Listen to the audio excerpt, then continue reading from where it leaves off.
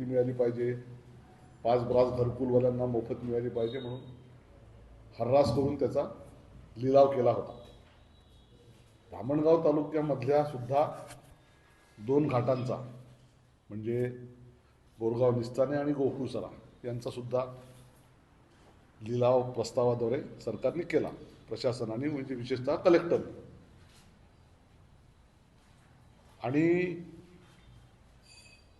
सरकारचं पहा उरफाट धोरण कसं आहे. गावातल्या गरीब माणसाला 1 ट्रॅक्टर रेती घरकुलासाठी लागली, त्या गावातला ट्रॅक्टरवाला जर नेऊन देत असेल तर तहसीलदाराला हप्ता नाही दिला तर त्याचा ट्रॅक्टर लगेच पकडला जातो. गावातल्या शेतकऱ्याच्या शेतातलाच विहिरीचा मुरुम जर त्याच्या कोठ्यात टाकायचा आहे, गावातल्या रस्त्यात टाकायचा आहे, तर तिथं मुरुम जर नेला तर 50,000चा 1,00,000चा दंड होतो, त्याचा ट्रॅक्टर जप्त होतो. रेतीचा नदीतली नाल्यातली रेती आणली तर त्याचा 1.5 लाख रुपये दंड आणि त्याच्या ट्रॅक्टरची जप्ती. आणि दुसऱ्यांदा पुन्हा जर सापडला एकदा 1.5 लाख भरल्यानंतर तर त्याची जप्ती आणि हर्रासच आहे डायरेक्ट. आणि हे प्रशासन, तहसीलदार, SDO लोक करत असतात. हे असं असताना कायद्यामध्ये एवढ्या अटी व शर्ती असताना धामणगाव तालुक्यामध्ये रोज संध्याकाळी 6 नंतर, दिवसा नाही, रात्री 6 अंधार पडल्यानंतर रोज 100 ट्रक रेती, आणि ते मॅन्युअली म्हणजे हातानं पावड्यानं भरूनच रेती ट्रकमध्ये ट्रॅक्टरमध्ये भरायचा कायदा आहे. तरतूद आहे. तुम्ही जर विचारलं तर प्रत्येक पान तुम्हाला दाखवू शकतो अटी व शर्तीचे. असं असताना रोज 100 ट्रक रेती, आणि ते 100 ट्रक म्हणजे कोणते? हे मंगरू दस्तगिरी जिल्हा परिषदचे सभापती आहे, हे तालुका काँग्रेसचे अध्यक्ष आहे. अशा परिस्थितीमध्ये 27 लाखाचा घाट हर्रास झाला. म्हणजे सरकारच्या तिजोरीत काही 27 लाख येतील आणि इकडे रोज 50 लाखाची रेती, त्याचा हिशोबही सांगतो. म्हणजे 100 ट्रकसाठी ॲट ए टाइम घाटात 100 ट्रक जात नाही, नदीत उतरत नाही. दोन्ही साईडनी तर मोठमोठे ते हायवा आहे ना, 18 चक्के 16 चक्के रेतीपासून तो घाट मालक 16 चक्क्याचा ट्रक भरला तर 25,000 रुपये, 14 चक्के 12 चक्के भरला तर 35,000 रुपये, 6 चक्क्याचा ट्रक भरला तर 25,000 रुपये. आणि 10 एकर शेती, खानापूर नावाचं गाव आहे बोरगाव निस्तारेच्या अलीकडे, तिथे भाड्यानंच घेऊन टाकली. पराठीचं शेत त्याचं पाडून टाकलं. तिथं 100 ट्रक उभे ठेवायचे, 80 ट्रक जेवढे येतील तेवढे संध्याकाळनंतर, आणि 5-5 ट्रक घाटात सोडायचे. हे आम्हाला जसं माहीत पडलं की तराफे काय म्हणतात त्याला रे, सेक्शन पंप, म्हणजे 11-12-25 वरच्या पॅरेग्राफमध्येच आहे. 11-12-25च्या आदेशानुसार रेतीघाट मंजूर. जिल्हा खनिकर्म अधिकाऱ्यांनी विविध अटी व शर्तीच्या माध्यमातून रेतीचा घाट हर्रास केला. संध्याकाळी रेती वाहतुकीला परवानगी नसताना फक्त रात्री, दिवसा नाही, आणि तेही विदाऊट रॉयल्टी. म्हणजे गरीब माणूस जेव्हा 1 ट्रॅक्टर 1 ब्रास रेती समजा घरकुलासाठी आणत असेल तर त्याला 1.5 लाख रुपये दंड किंवा त्या ट्रॅक्टर मालकाची जप्ती. आणि रोजचे 100 ट्रक, तेही एका ट्रकमध्ये 10-12 ब्रास रेती बसते साहेब, एकाही ट्रकची जप्ती नाही. मग आम्ही ग्रामपंचायत प्रशासन, कारण बोरगाव निस्ताने खानापूर इथल्या लोकांनी लेखी तक्रार तहसीलदाराकडे केली का बाबा दिवसा ढवळ्या तर नाही पण रात्रभर आमची वाहतूक सुरू आहे आणि बिना रॉयल्टीची सुरू आहे. तेव्हा ग्रामपंचायतच्या तक्रारीला सुद्धा प्रशासनाने, तहसीलदारांनी केराची टोपली दाखवली. आता या अटीमध्ये प्रामुख्यानं काय, जिओ फेन्सिंग, म्हणजे सॅटेलाइटवरूनच सगळं जिओ फेन्सिंग तयार होतं. जिओ काय रे, जिओ मॅपिंग. तर नेमकं कुठं अवैध उत्खनन सुरू आहे, प्रत्येक गोष्टीचं व्हिडिओ शूटिंग, सकाळी सूर्योदयापासून सूर्यास्तापर्यंत, हे सगळं अटी शर्तीमध्ये आहे. असं असताना एकही अटी व शर्तीचं पालन होत नाही. आणि रोज 100 ट्रक रेती, 100-125 म्हणजे जेवढे त्यांच्याजवळ आधुनिक म्हणजे नदीच्या पात्रातली रेती काढता येत नाही, जी उघड्यावरची रेती आहे तीच काढता येते त्याच घाटातली. जो घाट हर्रा झाला आहे त्याचं सीमांकन, त्याचं कंपाऊंडिंग म्हणजे जिओ फेन्सिंग, जिओ टॅगिंग करूनच करावं लागतं. हे सगळं अत्याधुनिक व्यवस्था असताना तहसीलदार आणि SDO सरळ सरळ पैसे घेऊन, आणि पोलीसही मंगरू दस्तगीर, चांदूरचे DYSP सगळे पोलीस पैसे घेऊन हे व्यवहार करत आहे. मला जेव्हा तक्रारी आल्या गावकऱ्यांच्या, गावातले 50-100 लोक घेऊन मी रात्री एक दिवस घाटात गेलो, तेव्हा ते पाहून अक्षरशः भीती वाटते. आणि प्रत्येक ट्रक मालक जो अवैध रेती चोरून घेऊन जातो त्याच्या मागे एक त्याची गाडी असते छोटी 4 चाकी.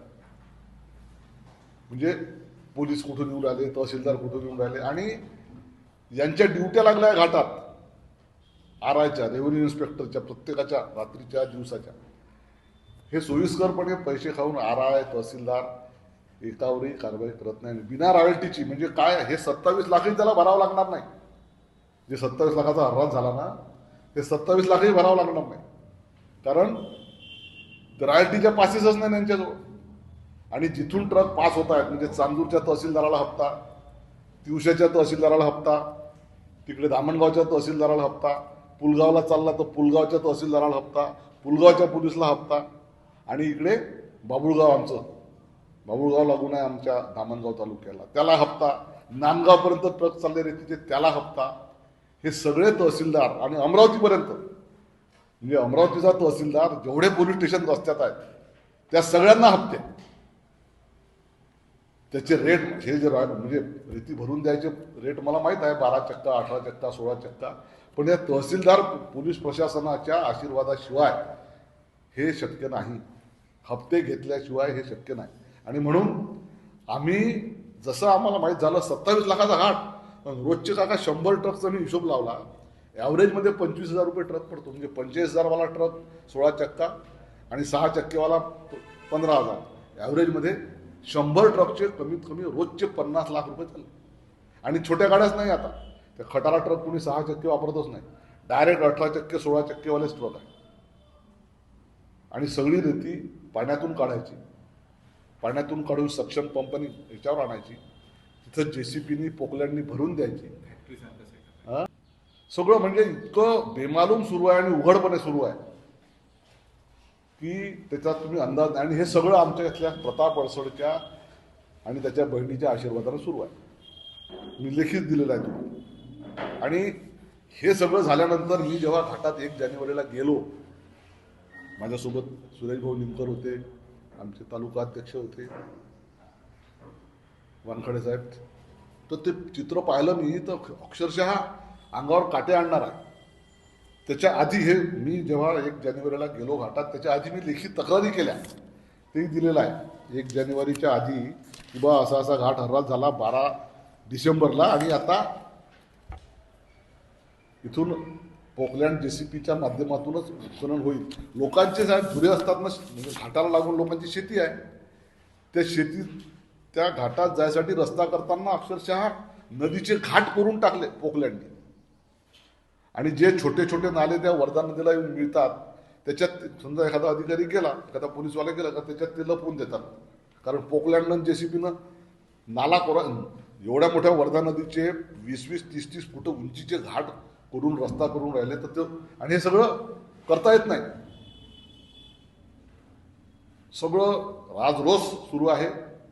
याला महसूल प्रशासन म्हणजे SDO, तहसीलदार, कलेक्टर, तिकडे पोलीस ठाणेदार, DYSP, SP यांच्या आशीर्वादाशिवाय हे शक्य नाही. SP आणि कलेक्टर हप्ते घेतात की नाही मला माहीत नाही. LCBच्या लोकांनाही मी सांगितलं फोन करून की साहेब असं असं सुरू आहे आमचा एखादा. पण हे LCBवाले विशाल आनंद यांच्या नेतृत्वाखाली अशी अशी कारवाई झाली, ट्रॅक्टर पकडते एक, आणि पेपरमध्ये बातमी तुमच्या असते की नाही तुम्हीच तपासा, मी नाही म्हणत. आणि इथं रोजचे 100 ट्रक सुरू आहे 18 तारखेपासून 12 तारखेपासून. सुरेश म्हणजे जेव्हा त्यांनी ते मटेरियल आणलं 4-5 ट्रक धरून, तेव्हाच एका मैत्रीमध्ये माझा मुलगा गेला होता. येताना बाबा म्हणे एवढे मोठे मोठे मोठे ट्रकमध्ये साहित्य आलं सगळं, ते तराफे, त्या बोटी, 4 ट्रक, त्याच्या नंबर सहित आम्ही प्रशासनाला कळवलं 18 तारखेला, 18 डिसेंबरला. त्याच्यानंतर लेखी तक्रारी केल्या, कलेक्टर, कमिशनर. घाटात गेलो तेव्हा जिओ टॅगिंग करून व्हिडिओ शूटिंग पाठवले, ट्रकचे, पोकलँडचे, ते तराफ्याचे. म्हणजे अक्षरशः आमच्या समोर असे पळून चालले होते दुसऱ्या हद्दीत. आता का त्याच्या मागं धावा, त्या बोटी घेऊन ते तराफे पळतात तेव्हा 100 लोक होते माझ्यासोबत बोरगाव निसताना. आणि मग शेवटी हे बंद होत नाही लेखी तक्रारी करून, म्हणून ग्रामपंचायत बोरगाव निस्तारानं काय करावं, ग्रामपंचायतचं उत्पन्न वाढून राहिलं, रस्ते खराब होऊन, उत्पन्न नाही, रस्ते तर आपले चूरचूर होऊन राहिले. कारण 10 सगळे ग्रामीण मार्ग आहे साहेब. ग्रामीण मार्ग जिल्हा परिषदच्या मार्गावर 10-10.5 टनाच्या वरचा ट्रक गेला तर तो रस्ता चुरा होतो, कारण तेवढी कपॅसिटीच नसते त्याची. म्हणून यांनीच 1000 रुपये, म्हणजे पहिले 500 रुपये ट्रकनं वसुली सुरू केली ग्रामपंचायत. 8 नंबरची का 7 नंबरची पावती देणं सुरू केलं रात्रभर. आणि मग गावात सुरू झाली बोंबलं का तुम्ही आता 500चे 1000 केले, रोजचे 100 ट्रक चालले, रोजचे लाख रुपये जमा होऊन राहिले. तर ग्रामपंचायतनं तो ठेकाच हरास करून टाकला. तो ठेकाही 8.5 लाखाला गेला. कायसाठी? या ट्रकवाल्यापासून वसुली करायसाठी.